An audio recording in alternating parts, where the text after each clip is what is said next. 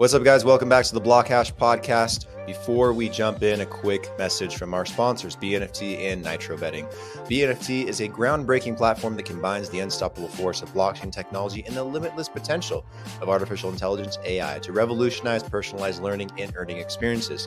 BNFT leverages AI to create immersive educational environments for collaboration and utilizes DeFi to transcend traditional e-learning experiences. You can also earn exclusive certificates and showcase your achievements with unique NFTs. You can learn more by going to bnft.solutions and their social media channels. Nitro Betting, one of my favorites, is a top Bitcoin crypto betting site. It allows you to place bets in casino games, sports books, racing, gaming, you name it. It's your money, so you should be able to have fun with it too, outside of traditional investing. So check out all the action at nitrobetting.eu to get started. All links, again, are in the description below. Enjoy the episode, guys.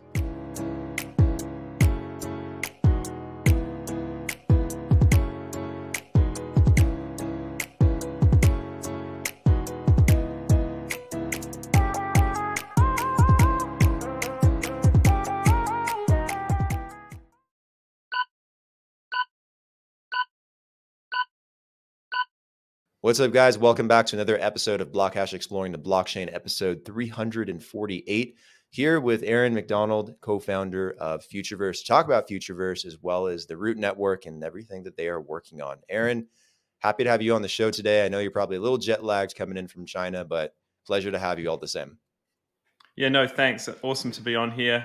Little bit jet lag, but not too bad. I'm sure we'll make do, and we'll have a good time anyway. Absolutely. Before we kind of jump into everything and talk about the Root Network, talk about Futureverse, tell us a bit more about yourself. Who is Aaron McDonald? What's your story? What's your background? How'd you kind of get into this world? Yeah, man. So I kind of started in technology 20 something years ago, and I was an engineer, if you could call digging trenches to lay cables for telecommunications companies engineering, and kind of moved my way up from there into more senior engineering roles.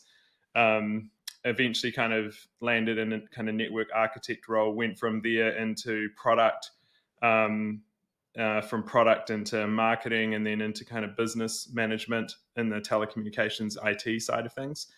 From there into corporate venture, and then from corporate venture jumped out into startup world.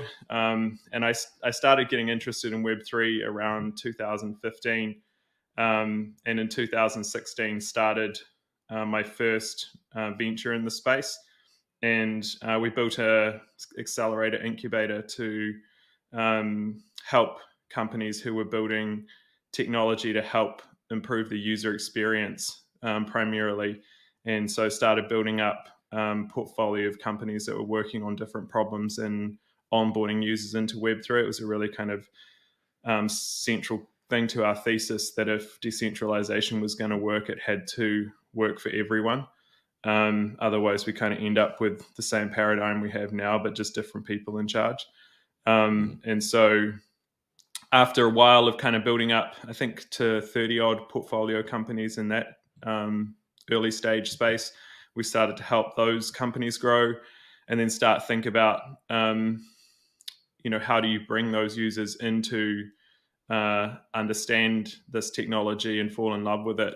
And the thing that kind of became core to that was doing the same thing again, but for content companies we saw content as the gateway drug, and started to work on incubating and accelerating companies that were building in that space.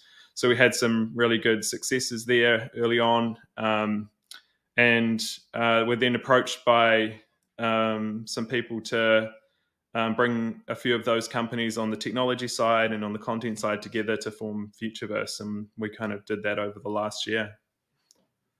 Very nice. So what is Futureverse exactly? What are you guys working on in particular? Yeah, I mean, so Futureverse is like a vertically integrated media tech company. That's the way I describe it. And our mission is to become the foundation for the open metaverse, or at least create the technologies that become the foundation for the open metaverse.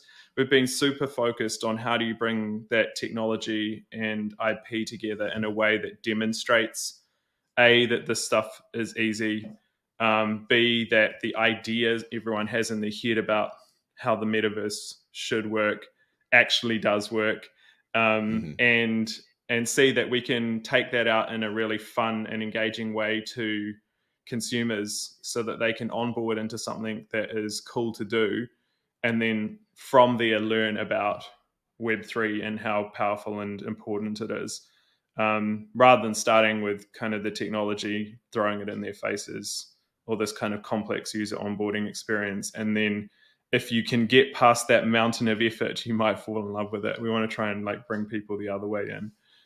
So if you look at our kind of core strategy, it's like make the technology invisible. Like any great technology should feel like magic. Demonstrate that technology through awesome creative work that our teams build and we build with our global partners, and then use play to learn to help teach people and help them understand why Web3 is really important. Very cool. What are those technologies that make the open metaverse possible? We're all excited about and building out a metaverse, an open metaverse, hopefully one day. But what's technology that builds that foundation? I think the first thing that's really important to understand in that is what our view of the metaverse is, because I think when people hear that term, quite often what comes to mind is like an application, a game.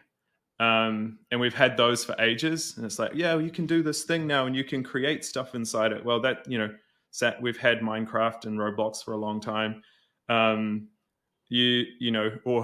this, various sim games over the decades. The other thing that jumps to mind is like bringing your own content or content tradability. Well, we've had those things before.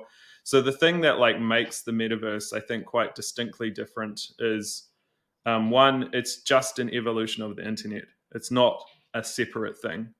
We live in the metaverse today. If you think about, look at the way people and society behave and interact in society, there is no digital economy. There's just the economy. The average person who's born in this generation is going to spend 46 years of their life looking at a screen. We're in the metaverse now. Right. And so that's like really important and fundamental, I think, is that it is not a game or an app. It is the evolution of the internet.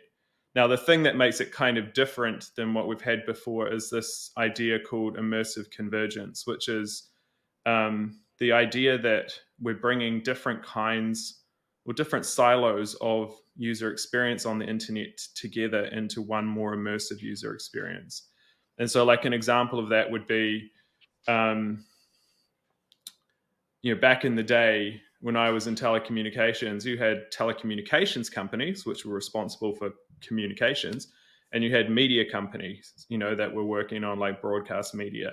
They were so far apart that they had their own networks. That's like how distinct they were as offerings to consumers. And so social media comes along and bashes together communications and media into form a more cohesive, immersive user experience. Another thing that used to be separate was commerce, right? Even on the internet, e-commerce was a distinct thing from social media. And then along comes something like TikTok, where social commerce is growing to be the fastest and biggest selling channel in Southeast Asia for products on the internet. And so that experience that was separate has been converged again. And that's happening with gaming and with finance, and all of the things that we used to consume as separate things are coming together in one immersive customer experience. And by immersive, I don't mean a 3D world or VR or AR, or that can be part of it. It's about that data layer. It's about the portability of me inside of the digital world. And so the metaverse is much more about that data layer and making it simpler to connect to more things and have less friction in the barriers between those things. Probably the best example of the metaverse at scale today is WeChat. If you think about it, you can create your digital self inside of there and instantly access a whole world of services and features. And so when we talk about the metaverse, that's what we're talking about. It's the collection of interoperable applications and experiences centered around me as a digital human. And most importantly, the third part that makes it distinct, I think, from something like WeChat is about data ownership. And so, if we think about the ultimate kind of portability for users between applications, the root of that has to be the user owns their data. Because if it's locked inside an application, again, then you don't have true interoperability because it will always be guarded by whoever owns that application. And so data interoperability is super key to the open metaverse, and without it, we can't really have the metaverse that everyone imagines to be true. And so put that all together, it's immersive convergence, it's bringing stuff together, it's about the data layer, and it's most importantly about enabling personal ownership of data. And the only way to do that is Web3 technology, because unless the infrastructure is community owned, the data never is. And so in the context of that, the things that we're trying to do is enable people, first of all, to take control of that data, do that in a really user-friendly way, make it safe for everyone to join and go through that process or onboard into that process. We're creating the tools that enable them to express that data in creative ways that can be understood by lots of different applications. So create content that is portable. And then we're providing best case examples of how to connect content and data up into experiences that touch all those areas of our lives we talked about earlier, and make it possible to experience what people imagine when they see the movie Ready Player One. Hey guys, taking a quick break from the podcast to bring you a message from our sponsor, Nitro Betting. Nitro Betting takes your desire for anonymity seriously and allows you to play without the need to worry about identity checks, personal information, all of that stuff. It's a betting site, not an investment site. You need to have fun. So you should be able to just do that. As a top trusted Bitcoin betting site, Nitro Betting has got your back. So be sure to check them out at nitrobetting.eu. Back to the episode, guys. Yeah, I love that term, first of all, immersive convergence. It's got such a nice ring to it.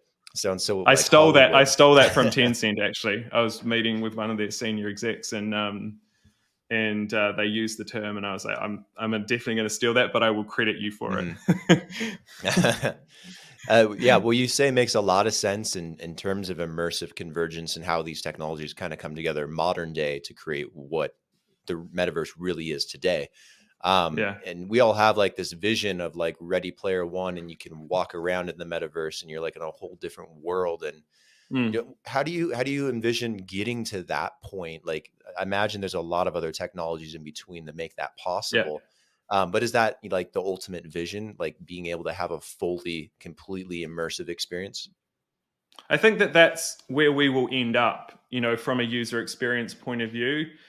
If you think about like the consumers of digital technology, each generation has had its genesis in some kind of UX, and they were birthed into that UX, and therefore that's the thing that's important to them. So we've had like a generation that came through web, and like web is their native experience because that's how they grew up. And then there's a generation that came, on PC, and then there's a generation that came up through mobile and mobile apps, and so that's their experience.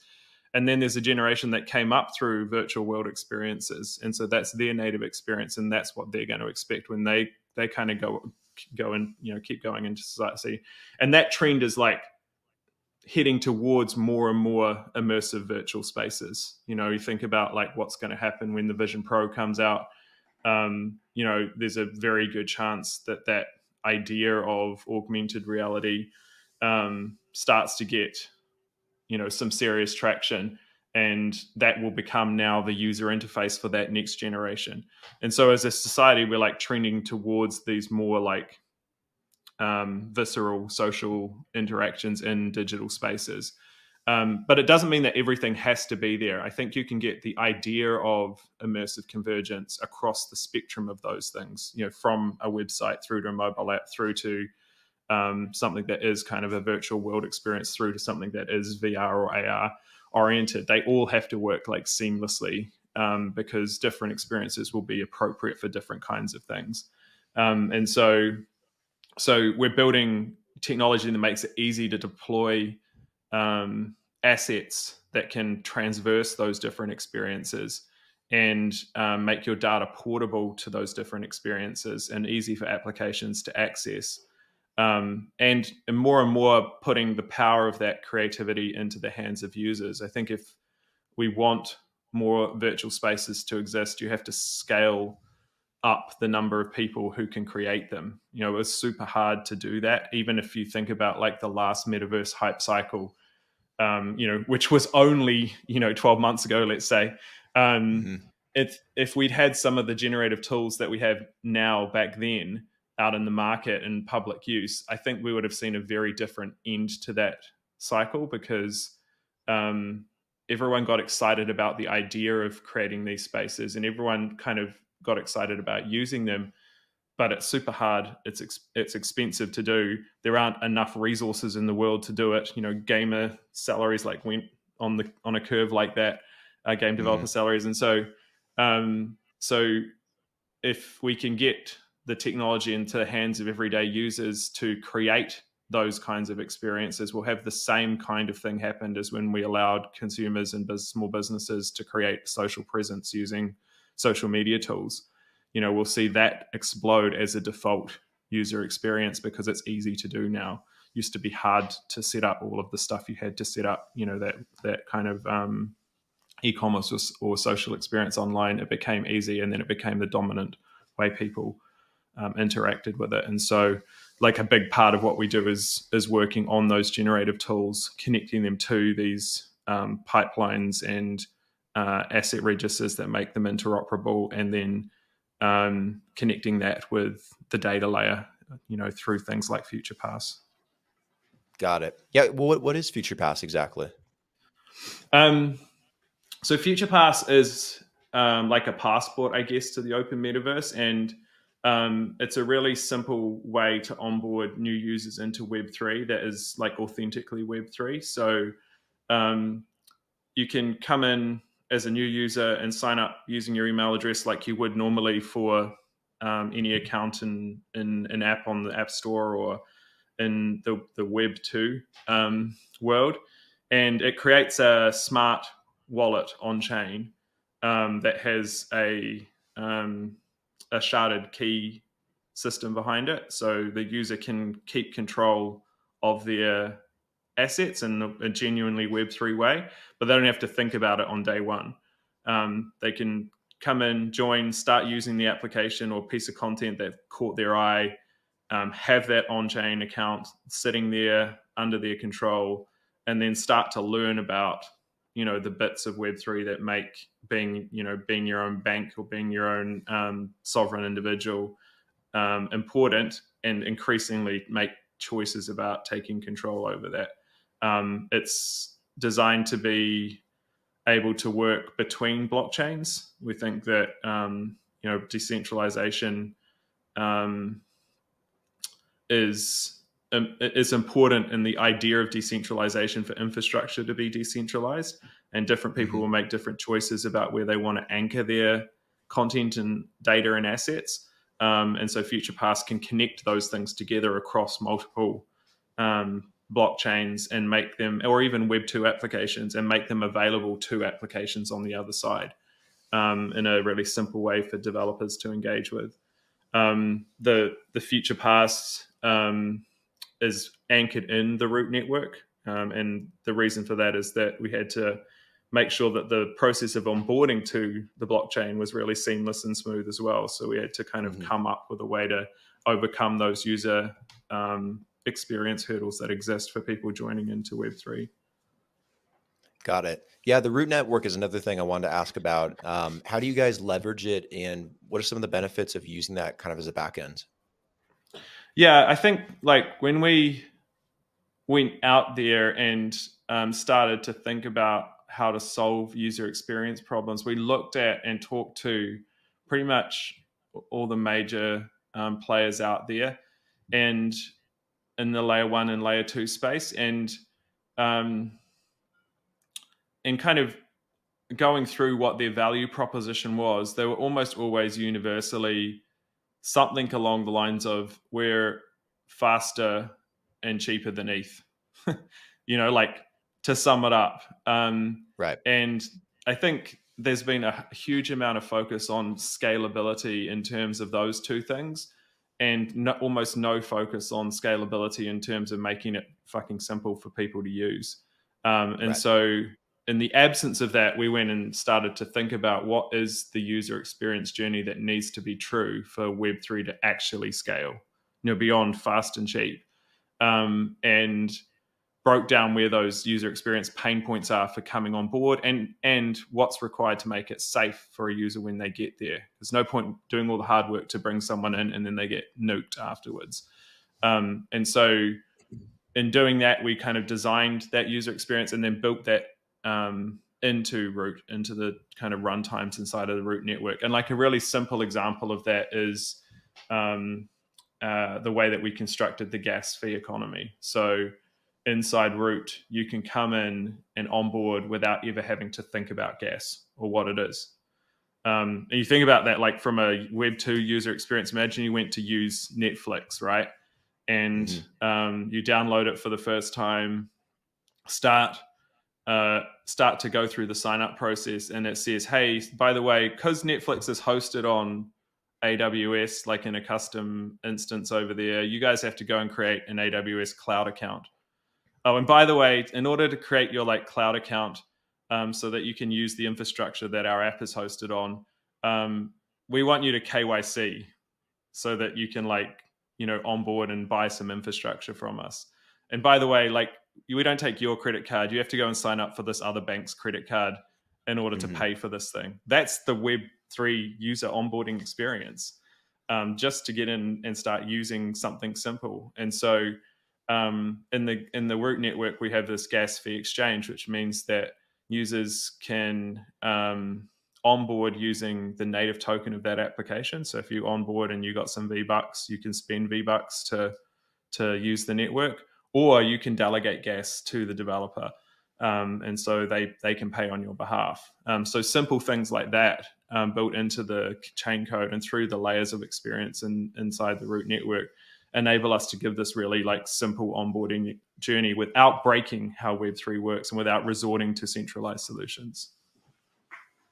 Got it. No, yeah, that's a really interesting point too about Web3, because it is very difficult, I think, still to this day to get people onboarded properly into any kind of application, any platform. But yeah, whether it's payment or credit cards or just getting a MetaMask, there's so many things that you got to educate people on because they're just not familiar with it. It's such a different world. So the whole bridging from Web 2 to Web 3 is a whole experiment in and of itself to figure out.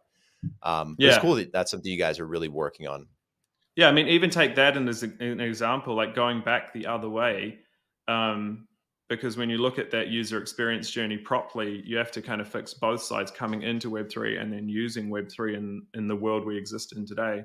On that side, I co-founded, and Futureverse is a major shareholder in a company called Immersive, and Immersive is creating digital MasterCards as NFTs and connecting that directly to assets on chain without an exchange in the middle.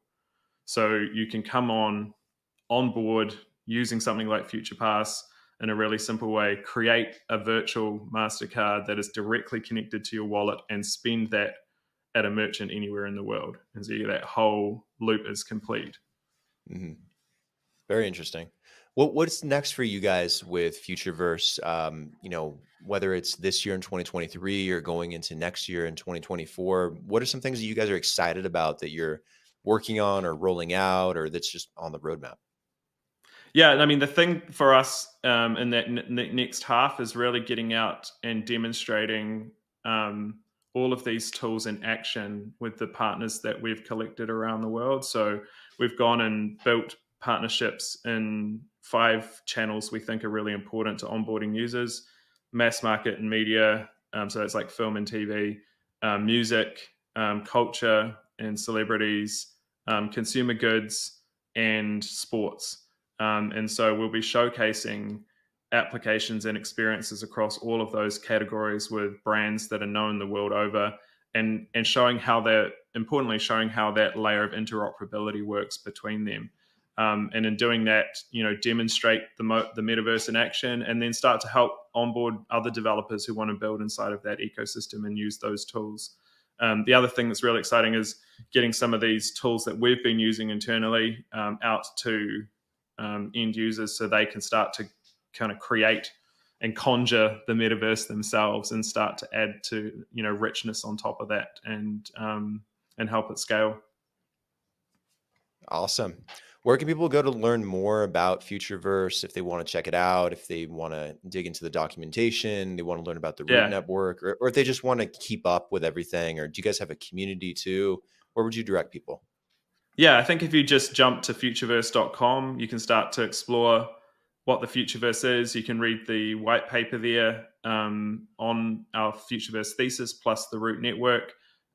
Jump into our socials on Discord, follow us on Twitter at Futureverse, and we'd be welcoming to anyone who wants to ask questions. The community is really open, friendly, so they'll help out in that process too.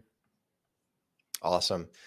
Aaron, thank you for taking the time to come on and talk about Futureverse, talk about the root network, and the metaverse in general too. I think it's something that, we're all excited for, but I don't think we've really comprehended, how much it'll change life, whether it's in your personal social life, whether it's for business or your job or whatever it may be. Like, there's so many different really cool aspects that I think will change the way we look at reality.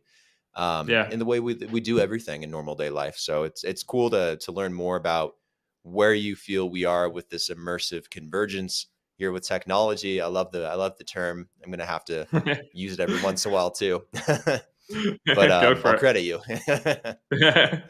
Cool. Awesome, man. Hey, it's been great being on here and having the chat. Yeah, I appreciate it very much. We'll talk again soon. Take care. Get some rest. Bye. Hey guys, hope you guys enjoyed the episode. Quick message one more time from our sponsor, Nitro Betting. Nitro Betting gives you so many options to bet, guys, to wager, to play with a deep sports book from NFL to NBA to NHL to MLB to MMA to motorsports to poker to blackjack to esports like Rocket League, Call of Duty. There's plenty of diversity and choice for you guys to use your crypto and have fun. So go to nitrobetting.eu to experience everything they have to offer and sign up for an account. See you guys on the next episode.